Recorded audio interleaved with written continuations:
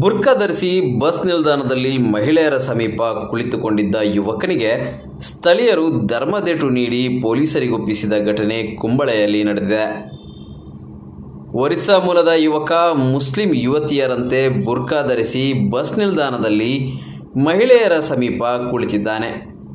ಈ ವೇಳೆ ಗಾಳಿಗೆ ಮುಖದ ಬಟ್ಟೆ ಹಾರಿದ ಪರಿಣಾಮ ಯುವಕ ಸಿಕ್ಕಿಬಿದ್ದಿದ್ದಾನೆ. ಈತನ ಚಲನವಲನದ ಬಗ್ಗೆ ಸಂಶಯಗೊಂಡ ಸ್ಥಳೀಯರು ಈತನ ಪಾದರಕ್ಷೆ ಹಾಗೂ ಪಾದವನ್ನು ವೀಕ್ಷಿಸಿ ಈತನನ್ನು ಹಿಡಿದು ಪೊಲೀಸರಿಗೊಪ್ಪಿಸಿದ್ದಾರೆ. ತನ್ನ ಗುರುತು ಹಚ್ಚಿದ್ದಾರೆಂದು ತಿಳಿದ ಕೂಡಲೇ ಯುವಕ ಅಲ್ಲಿಂದ ಪರಾರಿಯಾಗಲು ಯತ್ನಿಸಿದ್ದರು. ಅಷ್ಟರಲ್ಲಾಗಲೇ ಸ್ಥಳೀಯರು ಆತನನ್ನು ಹಿಡಿದಿದ್ದಾರೆ. ಈತ ಹಿಂದಿ ಭಾಷೆ ಮಾತನಾಡುತ್ತಿದ್ದ ಎಂದು ತಿಳಿದು ಬಂದಿದ್ದು 2 ಧರ್ಮದೇಟು ನೀಡಿ ಪೊಲೀಸರಿಗೆ ಒಪ್ಪಿಸಿದ್ದಾರೆ.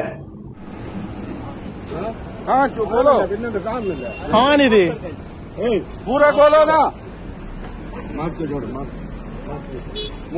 निकाल, पूरा निकालो, मास्क निकाल, ना हिंदी हमारी पुलिस बोर्ड जो उठा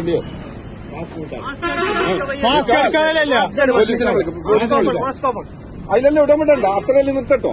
നമുക്ക് പിന്നെ പോകുമ്പോ മാറ്റിട്ടാ പിന്നെ ആണല്ലേ വീഡിയോ ഉണ്ടല്ലോ പേടിക്കാ. मास्क निकाल, दूसरा मत निकालो, बटिले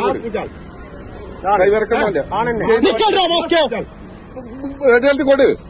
അനക്ക് കൂടി വയസ്സാ മാത്രം അനക്ക് കുത്തൊന്നും കയ്യില്ല.